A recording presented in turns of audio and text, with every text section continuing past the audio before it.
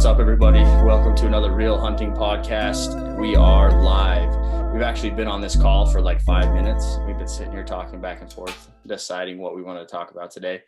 And we decided that what we were talking about is probably good conversation as anything. So we just decided to dive in, let you guys hear it, and we're going to go from there. We don't really even have a set topic today, just catching up and talking through kind of the stuff that we're planning on for the year and what we're up to. So that's all I had to say.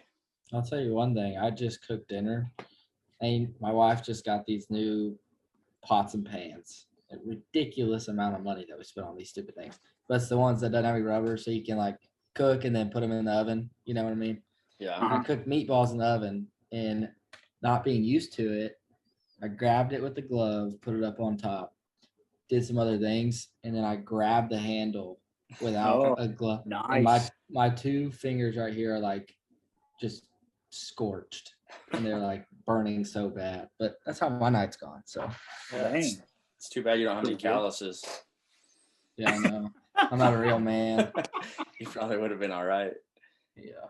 Does your wife like to eat wild game? Is she about that life? Oh yeah. Yeah, we ate all dad meatballs tonight for dinner. Has she always like been around it, or like how did you get her to be into that stuff? Because my wife is like not a wild game person. No, she's pretty adventurous. She grew up eating whitetail and stuff, but she never had elk in her house or anything like that. But she'll try anything. Like she asked me to go shoot bobcats like as much as I can. That's like one of her favorite meats. That's crazy. Bobcat backstrap, and it's delicious. I mean, it's just like a tender pork tenderloin. That's what it tastes like if you cook it right.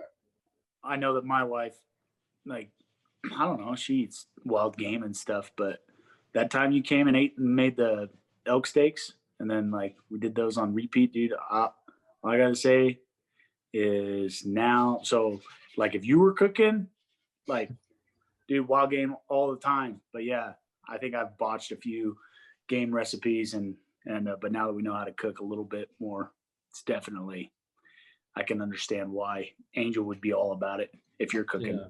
That recipe that I did on those elk steaks, we did that with the antelope that I shot last year. And that was the first time I'd eaten antelope other than in like summer sausage or sausage sticks, snack sticks. And that is like antelope backstrap. I shot it. You have to take care of it, but we soaked it in salt water that night, let it soak in salt water overnight. And then the next day we cooked it just like that. And it was better than any elk steak I've ever had. Antelope is dude, it's like you go to a freaking fine dining restaurant. That's how good it was. Yeah, antelope's what's up. I love antelope. I shot an antelope a couple years ago that was like a real young buck, and he actually had a 22 bullet in one of his back straps that was like impacted in there, and it was pretty fresh. But still ate him, and he was like the best freaking meat ever. And the funny thing was, I got all paranoid after I found a 22 bullet in there. I'm like, what the heck's going on with this thing? And then every time I like cooked a chunk of backstrap, it had like a little teeny hole in the middle of it. I couldn't figure out what was going on until like the fourth time I ate it. I realized it was the probe from the smoker. I was putting it in the backstrap to check the temperature, and then I pull it out and I cut it up. It had a little hole in it. Like, what the hell? So they shot this thing everywhere with a 22. Dude, everybody that I've ever talked to, dogs antelope. Oh, it tastes like sage. Same with mule deer. But my mule deer was amazing. It's all the time of year and what they eat. I think it's all in how you take care of it right after you kill it. Yeah, and I've had stuff sit in the freezer, like, you know, it'll last a year, and then it'll last a year, and then you pull it out, and it was like it went bad. Like it just gets gamier as it sits. I don't know what it is, but and then I mean, my father-in-law's probably not listening, but like my wife grew up with like her parents cooking game meat to where it was like cardboard. Just, I don't know, just the way they cooked it. And I think that's a big thing, dude. Like, if you don't cook it right, dude, it's definitely could be a waste. So do y'all know y'all's families, like I have to shoot an elk, I have to shoot 2 elk, I have to shoot an elk and a deer. Like, what can y'all go through as a family in a year? Or how much do you give away, stuff like that? I give a little bit away. Like I have some people, like neighbors and stuff, that I can always fill a cooler up that they'll just be super stoked to get it. And like, I'm really the only one that eats it at my house. Like I will cook it up for me, and then my boys will eat it with me. If like they're around, they'll ask for some or whatever. but it's rarely like the center staple of the meal, like wild game. Really? Yeah. That's nuts. So like pretty much I eat it for lunch every day when I'm cooking for myself, and then my wife will cook something else for dinner. And if I don't want to eat what she's cooking, then I'll cook some more. So does she not like elk, or does she just? I just don't think she was ever like raised around it and got used to it, and so like she's nervous to cook it because if you overcook it, then like it's ruined. like tough and bad. Yeah, but you can do easy stuff like roast and crock potted. Dude, elk burger, like burgers. Dude, you throw some green chilies in there, mix it with some egg, whatever, dude. It's so hard to mess up. No, I agree. Yeah, when it's in burger form, it's money. Dude, I love some just burger with bacon. Oh gosh. Yeah, I just don't think she's used to doing it that much. But I try to get her like she does a little bit more every year. Like this year, she made this cast iron roast with elk that she like breaded it and put minced onions on the outside of it and then roasted it, and it was super bomb.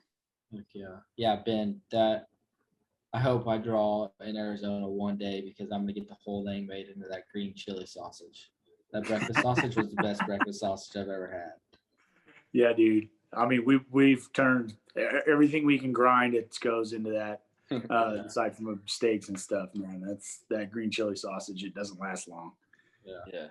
So I give a lot of meat away too, but I shot 2 elk last year, a mule deer. I gave the whole mule deer away, and the antelope. We ate both back straps that trip on the antelope, but I gave probably 30 pounds of my elk away, but I probably got 4 months left worth of meat.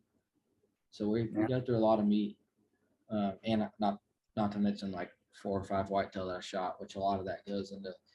We get like a whole one made into jerky, get a whole one made into summer sausage. So stuff like that just kind of trickles away as you eat it. But.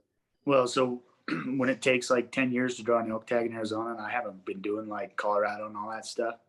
I mean, when we get an elk, we really kind of savor it. It's like kind of special occasion kind of stuff. Because I mean, deer, typically last, but through the year, but yeah, we don't, it's not like a primary source of food, mainly because it takes so long to get a stupid tag sometimes. Yeah. But yeah, now that with my daughter hunting now, it's somebody else contributed to the freezer there. So we'll be getting cow elk every year now till she decides to hunt something else. That's funny. The idea of savoring elk is funny to me because like I shoot like 2 to 3 a year usually, and like I'm the only one eating them except for what I give away. So I have to go through them like it's my job, dude. I have to be like, all right, I got to eat this whole roast today so I can get the freezer emptied out so I can feel comfortable shooting another bull here in a few months. Because like right now, like I got probably half of a deep freeze full of elk, and a lot of it's like ground and stuff. So I'll either like start giving some away now that we're rolling into the hunts, or else I'll do like a big batch of snack sticks. Another thing I've done with the past is like, if like I have a dog and she's like real finicky eater and she does really good on elk. So sometimes I'll feed her some ground elk, the stuff that's been in there for a long time. What drives me nuts is the lack of different varieties of things you can get at processors down here. Like up there, like in Colorado where I elk hunt, they do like bacon jalapeno burger. They do snacks. Dude, down here they got like, okay, we got summer sausage jerky, our snack sticks, and that's it. That is it. Like I want chorizo, I want green chili. I know why that sausage. is, dude. All that stuff is what takes so long, and I think that the meat market there, like, dude, they kill everything in Texas and they butcher everything. And so the processors are like, well, I'm gonna do what makes money. That's what I think. My processor this deer season turned me away. Well, he didn't turn me away because we know each other, but he was turning like 20 deer away a day for like a whole week or 2 weeks straight. Wow, but I mean, you think like even the one up where I elk hunt in Colorado, there's like maybe 2 or 3 processors in that town, but the one that we go to, they brought in like 200 something bulls opening weekend. Yeah. But you got to think in Texas, they're bringing in 500 deer. 500 deer. Yeah. What's it cost to get a deer cut and wrap down there? Depends on what you do, obviously, like all your sausage and stuff. But I usually get, a lot of times I'll take like a full deer and get it made into one thing. But it's normally around like $200 for a deer. That's not too bad. With sausage and snack sticks and stuff like that.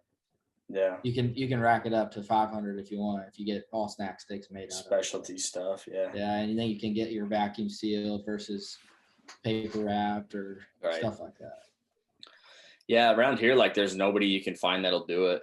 Like there's only a couple butchers within, 100 miles of where I'm at, and they're usually full, and they usually are doing beef contracts and stuff. And like around here, the beef cutting industry keeps everybody so busy that you can't even find anybody to cut and wrap a deer. Like I have a buddy, his Instagram's a red bearded butcher. He's a freaking stud. He's an Arizona boy, and he helped me cut my last bull up.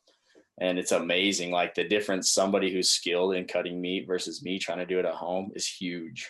Like I've hacked him up myself before, but like me and him broke down that whole bowl, and out of the whole elk, there was only a 5-gallon bucket of waste out of that whole elk. Like he cut it so clean, every little piece like silver skin. He had the knife blade sideways, and he was cutting scrap meat and grind off of.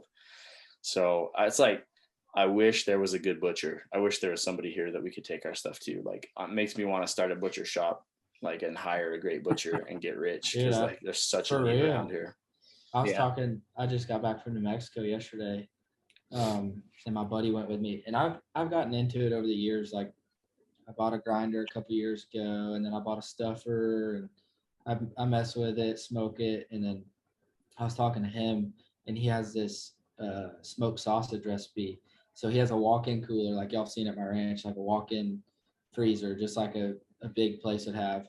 And he put an AC unit in it, and then so like he does 700 pounds at a time of smoked sausage, but he turns his walk-in freezer into a cold smoker. Oh, sweet. So he doesn't run like the freeze fan. He just runs that AC unit to keep it at 60 degrees, and he cold smokes that sausage for 10 days.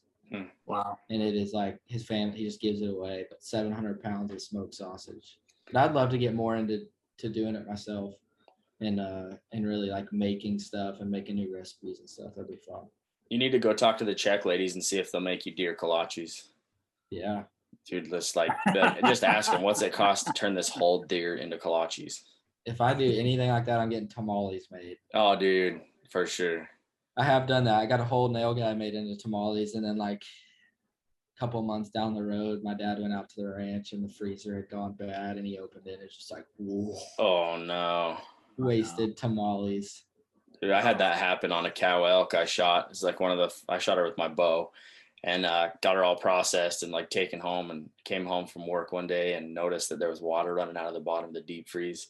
I checked in there, and it was all still cold. It wasn't rotten, but it had obviously been off for like a couple days. And I pulled all of it out, and I cooked every bit of that elk. Like I borrowed everybody's crock pot that I knew. I had them all over my kitchen, and just like crock potted at least 100 to 150 pounds of meat. And then I just shredded it all up and put it in Ziploc bags and put it in the freezer. And I ate shredded elk for like a year straight, and like every meal. I got so sick of it. Stuff happens. You gotta figure it out. So Ben, you've been grinding hard on the old trying to find a big antelope. You getting closer? Trying to. No, we'll see. I feel good about maybe tomorrow something happening, but hopefully some exciting things are coming.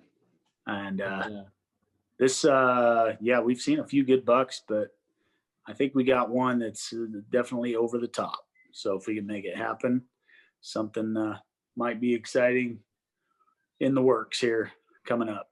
So if y'all are new to the channel or not caught up, Ben guides as much as he can, and you can tell the story, Ben. I don't know how it all goes. So most of the time, so I do guide occasionally, mainly just hunts that are, don't consume too much time, but because I spend so much time out in the woods anyway. But and this year I'm doing some antelope hunts, and just teamed up with a couple of buddies. We have one of the super raffle in Arizona. There's a few different draws, and one being a super raffle. People buy $20 tickets, and then they go into a random drawing.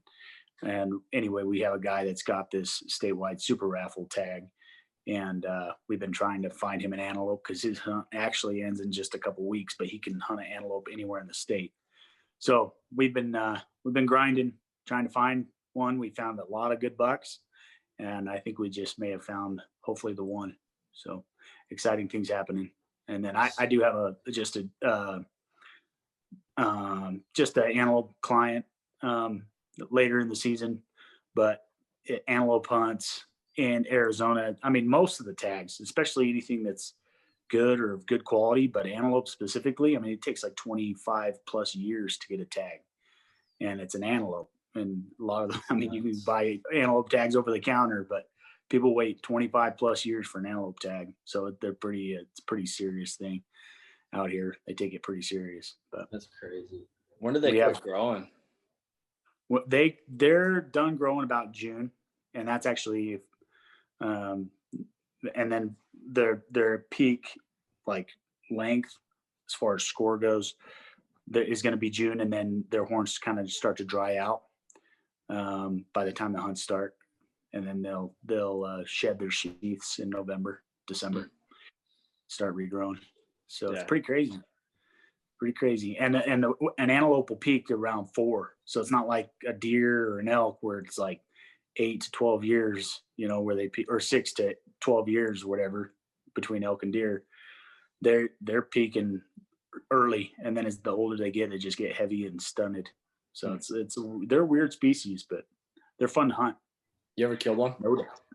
Have I ever killed one? I've never killed one. I've only had one antelope tag in my life, and I had the buck of a lifetime at like 20 yards, and I can't talk about it because it brings tears to my eyes. My brother-in-law would be happy to tell you the story about how that went down. Not really, but anyway. With him or what? Yeah, so I've been hunting this buck forever, and forever. I mean, for the full week. It was a 2-week hunt, and I had been every day on this buck. And then my brother-in-law decides he wants to come and help me, and I'm like, all right. And I had kind of this buck figured out, but he had one other little buck that he would chase off. Well, I glass up the buck, and we just book it, and we're out in the middle of a wide open flat.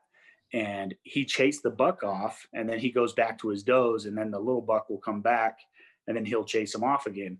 So we cut the distance, and we got right in on him right as he had come back to the does, and the little buck hadn't come back.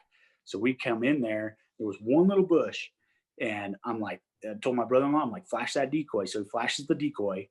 We have a little antelope buck decoy. He sees the decoy and just beelines it like right at us. And he's about 400 yards when we first see him.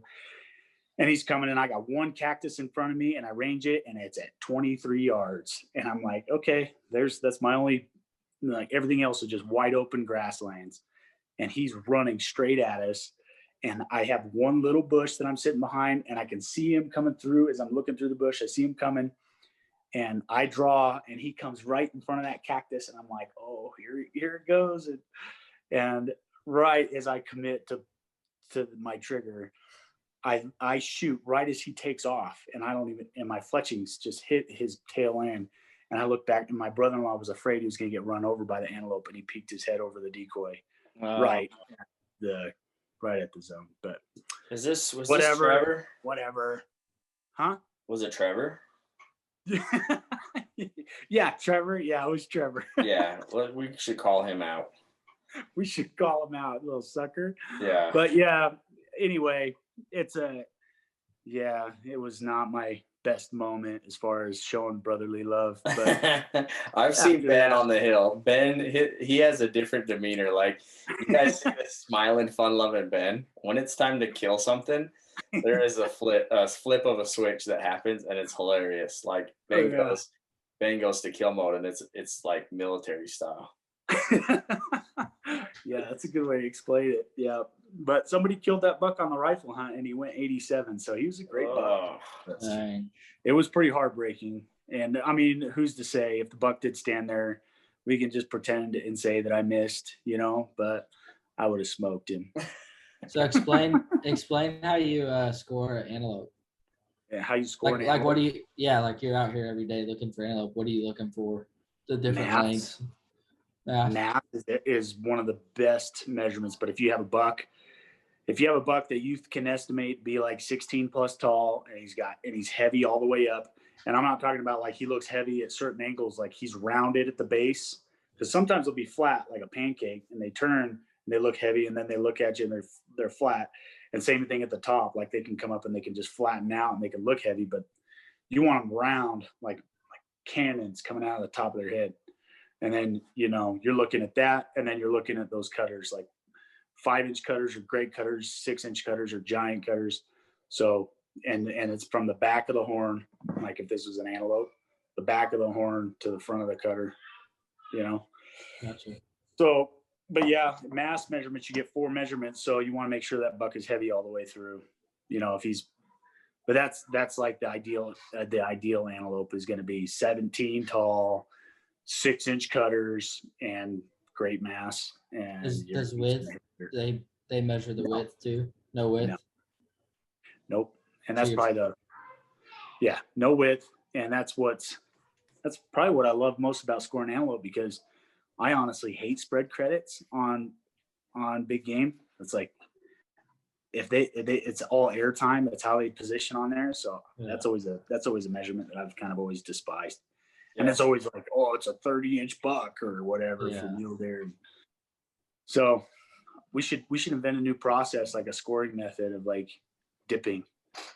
Just like completely redo it. There's no Boone and Crockett, dude. The Ben and Mike. Yeah, dude. 100%. BBM scoring system. Is it water displacement? Like, what do you do it off of? Water displacement. You have a tank and you freaking dip it in there, and if they grow it, you count it, and like spread credit, all that kind of stuff goes away. What? Isn't there already one like that? I never heard of a scoring system like that, and I think it needs to happen. And I think that anybody that is, I don't know, cares about water. I think you may want to look into that, because I think there may be one in the whitetail industry for the deer breeders. I think they have something like, because there's so many. I mean, for like 300 points that you're scoring, it's just gets jumbled, and then 5 people do it, and they're all within 5 inches. You got to have the exact. Inches. Yeah, I know. So I think water displacement or something like that is the best way of scoring what an animal actually grows. Like, this is what they grow, and that to me is like a legitimate. Like, you have freaking these animals or whatever, and they get some crazy spread on them, and it's like, they didn't grow that. Have you ever had any of the scoring apps? Where you take a picture and it scores it? No, I haven't had any of that. They're pretty. I mean, I had one that was decent. Did it for like whitetail or what? Yeah. You take a picture of it and it tells you what it scores? Yeah. Huh. Could you do it like of a live animal before you shoot it? Let me see if I still have it. There's a score estimation. I've seen that trophy. Because, dude, I've got some great photos of some really small animals that look really big, and I'd like to score those. I have some small animals that look really small. It's kind of like my specialty. Have you ever seen that trophy tape where like you come with the roll I tape? have. Yeah. I may be lying to y'all though right now. I think I was thinking of one where you just type in all the numbers on your phone. I thought there was one. I could have swore there was one where you took a picture of your rack and it showed it. Yeah, that would be crazy, dude. Especially because photos are so doctored. Yeah, but you could scam so many people to buy that app. Yeah, take a picture, score your deer. And all it is, there's a guy who looks. Killed 220. A dude just looks at it behind the scenes. He's like, "Shiz, that's about 150. About 150. Yeah. 150." No, okay, I'm wrong. Take that back. Forgive me. I'm sorry. It is. Can't remember which one I have. But there's a couple: stag brag, deer scouting and scoring. And what's it? Okay, just gonna make sure. Yeah. Anyway, but that would be funny to come out with an app, take a picture, just like have one of your buddies send a picture of their elk. Yeah, it scored 420, and then put it in that and be like, "No, my app says it scores 380." That'd be so fun. Yeah. It'd be funny if there was actually a way to verify that, because then you could plug people's pictures off social media and then be like, "Oh, really, bro? Oh, really?" Yep. Who cares about score? Right? Who does? I mean, really, who cares? Right. It's just about like having the hunt that you want.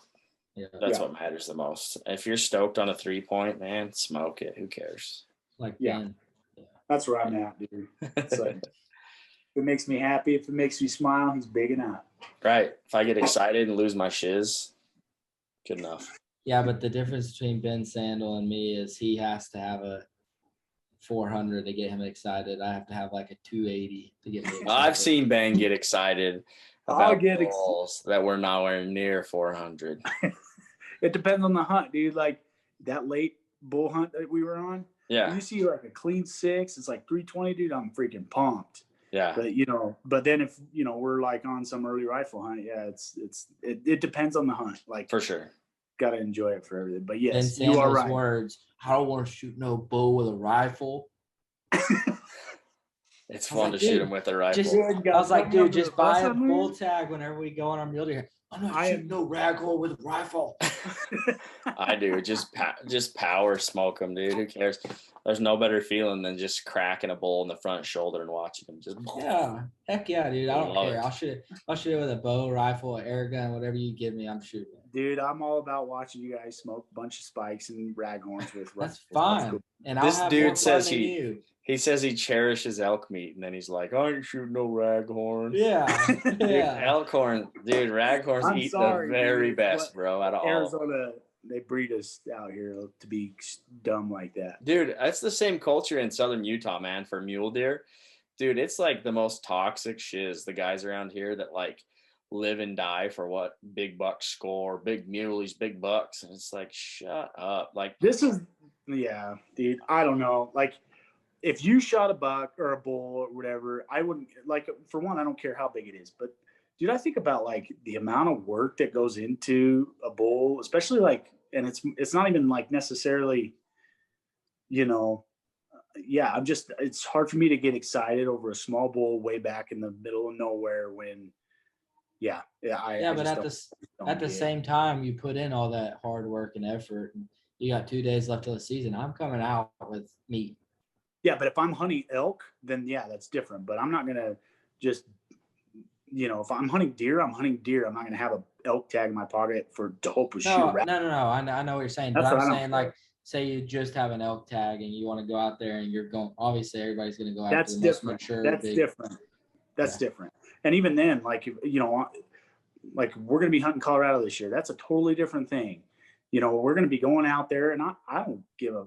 Who cares what it's going to score? Like, yeah, I mean, really, it's like I'll shoot the first legal bull. Yeah, dude, it's all about the experience. So, like, I am not all about score. I'm all about the experience and like what to expect. So, I'm not going to be expecting to see some 350 bull on the Colorado hunt. Would that be sweet? Yeah, it'd be sweet. But I'm not going to be like, oh, I'm too. I'm not going to shoot that 5 point. Dude, 5 point's a great bull. Yeah, it definitely comes down to knowing like what's in the area and like adjusting it and your expectations. Yeah. And that's why I just said what I say, because where we're hunting, it backs up to a trophy unit, but you're going to have your 300 plus inch bulls in there, but all three of us have a tag. So, you're going to take what you can get. And I will take a 5x4 if that's what feels right. I'm flinging. That's what's up. Me too. You got to take what the unit has to offer. I'm not going to go look for something that ain't there. I mean, there's no point in that. I'm just going to go have a good time and just get excited about whatever comes in. Heck yeah. And we're going to be hunting the same general area that will be there for deer season. So it'll be nice just to get a lay of the land. And I know that area pretty well, but y'all be able to know what to expect for November. Well, Zoom's trying to kick us off our meeting because I didn't buy the premium membership. It says we got 3 minutes left. 2 minutes and 22 seconds. All right. We'll catch up next week. Final thoughts? We're going to buy that premium for y'all next week. So yeah, we'll have it. Get a little bit longer one. But appreciate you guys hanging out with us, listening to us ramble on about what we love, which is hunting. We hope you guys enjoyed this podcast. Any final thoughts? I'd say leave it in the comments if y'all like this time frame. Or if y'all want longer podcasts, we can talk for hours if we want to. Oh, yeah. Y'all drop a comment. Yep. I'll be flying to Texas this weekend, hanging out with Mike, doing a little bit of he's going to show me around. We're going to be going to the coast, right, Mike? Yep. So taking the wives, having a good time. So we should have some good, exciting stuff coming. And then, stay tuned because we might have some antelope hunting videos coming soon too. So anyway, if you have not yet, please subscribe, and we will be seeing you soon. Catch you on the next one. All right. Keep it real. Bye. Bye.